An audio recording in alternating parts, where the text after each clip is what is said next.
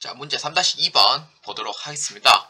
다음 자료를 이용하여 2020년 1기 확정신고 기간에 대한 부가가치세 신고서를 작성하시오. 단 주어진 자료 외에는 고려하지 말 것입니다. 그러니까 이 뜻은 뭐냐면은 이 1번에서 7번까지만 보고 나머지는 그냥 신경 쓰지 말고 새로 입력을 해서 이 문제에서 그냥 반영해라, 이런 뜻입니다. 자, 부가가치세 신고서를 클릭합니다. 자, 부가가치세 신고서를 클릭하면은 1기 확정입니다. 로 이제 조회를 해주시면 됩니다. 자, 그러면은 1번부터 7번까지 순서대로 보도록 하겠습니다. 자, 1번입니다. 매출처별 세금계산서 합계표 상해 금액은 공급가액 2억 5천만원, 세액 2,500만원이다. 자, 매출처별 세금계산서 합계표라고 되어 있는데 요거는 1번란에 입력을 합니다. 자, 적어 드릴게요. 자, 매출처별 세금계산서 합계표 상해 금액은 이제 그 과세에 이제 1번에 입력을 해주시면 됩니다. 얼마냐면은 2억 5천에 2,500만원입니다. 자, 2번입니다. 위 1외에 카드 매출 660만원, 현금 영수증 330만원, 정규 영수증 외 매출 110만원이 발생하였다. 모두 부가가치세 포함된 금액입니다. 자, 카드 매출하고 현금 영수증 매출은 공부하시면 알겠지만 이 부분은 과세의 3번 란에 입력을 합니다. 정규 영수증 매출은 과세의 기타 란에 4번 란에 입력을 합니다. 게다가 부가세 포함된 금액이에요. 그래서 카드하고 현금 영수증은 합치면은 부가세 포함된 990만원이죠. 여기에 1.1로 나눠주면은 공급가액에 900만원, 세액 90만원 입력하면 되고요. 그 다음에 카드가 아니고 정기 영수증 외의 매출은 110만원에서 1.1 나누면은 공급가액과 세액을 분리를 해서 입력을 해주시면 됩니다. 자, 문제 꼭 잘 보셔야 돼요. 이거는. 자, 카드 매출과 현금 영수증 매출은 900만원. 자, 세액은 90만원 입력해주고요. 기타라는 100만원에 세액 10만원만큼 입력해주시면 됩니다. 자, 그 다음 3번입니다. 선적된 베트남 수출액은 3만 달러다. 자, 이 문제는 어떻게 봐야 되겠어요? 수출 신고일로 봐냐? 선적일로 보냐? 수출 신고일로 보면은 책을 다시 보셔야 돼요. 그러니까 수출 신고일 아닙니다. 선적일 기준으로 봅니다. 무조건. 자, 3만 달러에 1750원입니다. 이거는 계산기가 꼭 필요합니다. 입력하는 난은 어디인지 조금 이따가 얘기를 해드리도록 하겠습니다. 얼마냐면은 5250만원입니다. 자, 금액은 5250만원. 자, 이 문제에서는 영세라고 되어 있는 부분에 대해서 5번 날에 입력을 해야 되냐 6번 날에 입력을 해야 되냐 그걸 알아야 돼요. 근데 5번 날에 입력을 하려면은 반드시 영세 세금 계산서나 구매 확인서, 내국 신용장이라는 키워드가 떠야 돼요. 키워드가 있어야 돼요. 근데 이 문제에서는 키워드가 있냐 이거예요. 이 문제에서는 키워드가 없죠. 없기 때문에 직수출로 보는 거예요. 그래서 입력란은 6번에다가 입력해 주시면 됩니다. 자, 그러면은 입력을 해보도록 하겠습니다. 자, 그러면은 기타란에 입력을 해야 되겠죠. 3만 달러에 1750원에서 5250만원만큼 입력을 해주시면 됩니다. 매입처별 세금계산서 합계표 상의 금액은 공급가액 1억 4,500만원, 세액 1,450만원이다 입니다. 자, 매입처별 세금계산서 합계표 상은 어디에 입력하냐면요, 매입세액의 파란색 부분 있죠. 10번과 11번 부분을 입력을 합니다. 그런데 이 문제에서는 이제 꼭 잘 구분해 주셔야 되는데 일반 매입분 돼 있어요. 그러니까 10번은 일반 매입, 그 다음에 11번은 고정 매입이에요. 고정 매입은 3-1번 문제하고 동일합니다.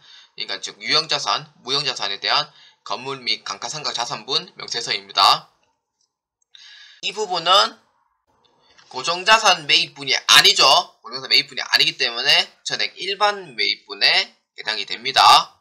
그래서 일반 매입분에 해당하는 금액 1억 4,500만원만큼 입력해줍니다. 1,450만원 입력해줍니다.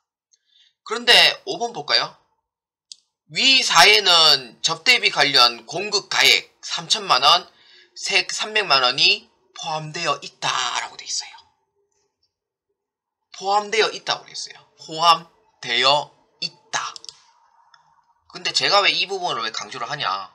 여러분들 이 문제에서 포함되어 있다고 하면은 1억 4,500만원 안에 1억 4,500만원 중에 접대비 금액도 해당이 되니까 조정해 줄 필요는 없어요. 근데 만약에 이 문제에서 제외되어 있다고 하면은 조정을 해줘야 돼요. 그래서 이 문제를 꼭 잘 읽어보셔야 돼요. 포함되어 있다고 하면은 조정할 필요가 없고 제외되어 있다고 하면은 조정을 해주셔야 됩니다. 자, 6번입니다. 신용카드로 매입한 중고 승용차 매입세액 공제 대상입니다. 그러니까 1000cc가 안 된다 이 뜻이죠. 공급가액 350만원, 세액 35만원이 있다입니다. 이거 문제 잘못 읽다가 11번 난에 입력할 수도 있어요. 근데 문제를 꼭 잘 보셔야 돼요. 신용카드로 매입한 중고 승용차예요. 그래서 14번 난에 그 밖의 공제 매입세액 있죠. 여기에 42번 난 고정 매입 있죠. 고정 매입 부분에 공급가액과 세액을 입력을 해주시면 됩니다. 자, 그래서 차량이기 때문에 공급가액과 세액을 여기에 입력을 해주시면 됩니다. 자, 그리고 16번에 공제받지 못한 매입세액은 접대비 관련 매입세액 그거죠. 그래서 금액의 3,000만원, 세액의 300만원만큼 또 입력을 해주시면 됩니다. 자, 7번입니다. 2020년 1기 예정신고 기간에 정상적으로 발급 전송된 전자세금 계산서가 2020년 1기 예정신고 시 신고 납부가 누락되었다 입니다. 그러니까 예정신고 시에, 그러니까 7번 같은 경우에는 예정신고 기간인 경우에 전자세금 계산서 공급가액 300만원과 세액 30만원이 신고하는 걸 내가 잊어버렸다는 거예요. 그리고 발급 전송된 이라고 되어 있죠. 받은 게 아니에요. 발급을 내가 해준 거기 때문에 매출에 해당이 돼요. 근데 발급을 수령받았다 그러면은 매입이에요. 그러니까 꼭 잘 하셔야 됩니다. 정상적으로 발급 전송된으로 되어 있기 때문에 이거는 매출의 예정신고 누락분의 세금 계산서 란에 입력을 해주시면 됩니다. 자, 물론 예정신고 누락분에 대해서는 가산세는 무조건 피할 수는 없어요.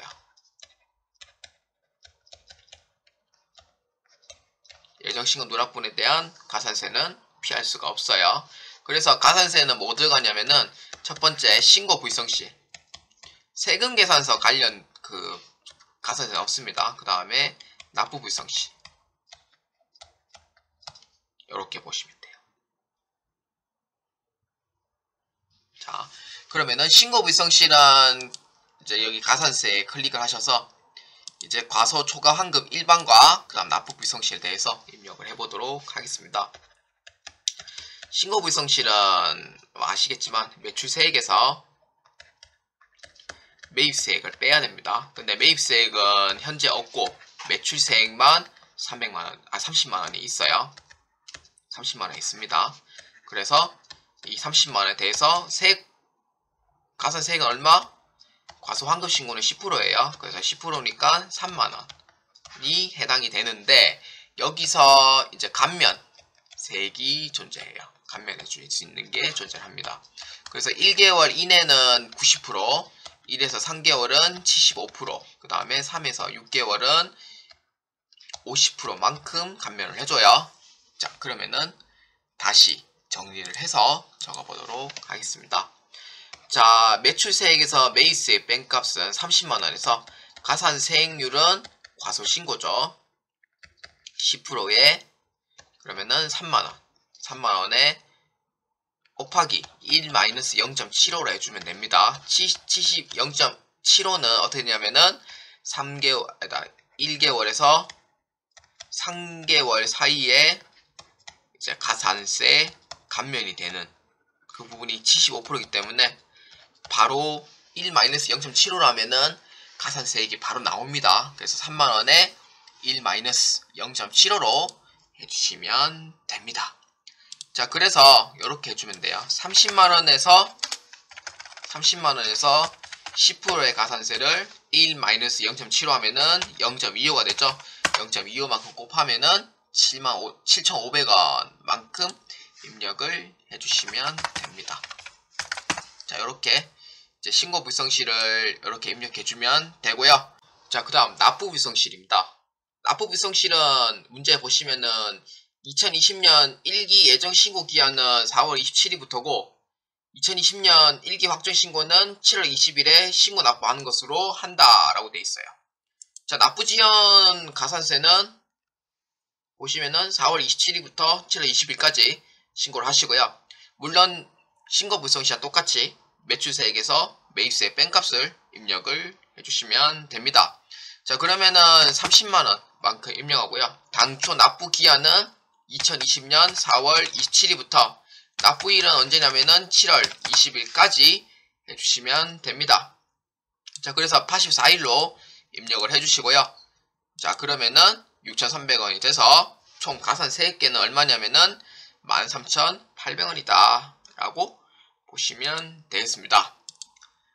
자, 그러면은 이때까지 했던 부분을 한 번 더 정리하고 이제 다음 문제로 넘어가도록 하겠습니다. 자, 1번에서 3번까지는 이제 매출에 해당하는 부분이 되고요. 자, 그 다음에 4에서 6번까지는 매입에 해당하는 부분입니다. 그러면은 어떻게 되냐? 접대비 같은 경우에는 이제 그 일반 매입에 포함되어 있죠. 그래서 조정할 필요는 없고요. 그 다음에 불공제 해당하는 부분에 입력을 해주셔야 돼요. 그래서 이 부분을 특히 잘 신경을 쓰셔서 입력을 해주시기 바랍니다. 이 부분은 가장 빠지기 쉬운 부분이에요. 그 다음에 마지막 7번 같은 경우에는 이제 예정 누락분에 입력을 해주고요. 그 다음에 가산세까지 모두 입력을 해주시면 되겠습니다.